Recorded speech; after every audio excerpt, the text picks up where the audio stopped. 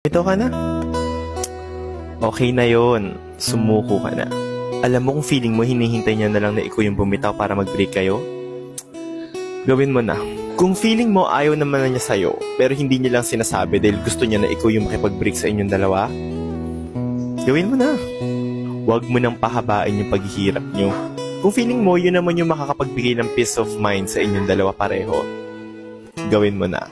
Ibigay mo na sa kanya at pagbigyan mo na siya. Okay na yun. You can only do so much. And naniniwala ako na you deserve better and hindi siya yung better person para sa'yo. Ang ganda mo. Ang gwapo mo. Kung total, parang ikaw na lang din naman yung nagmamahal sa inyong dalawa, mahalin mo na lang yung sarili mo. 'Di ba? Sabi nga nila, love should be a two-way street. Hindi pwedeng ikaw lang yung nagmamahal. And hindi naman din pwedeng ikaw lang yung minamahal.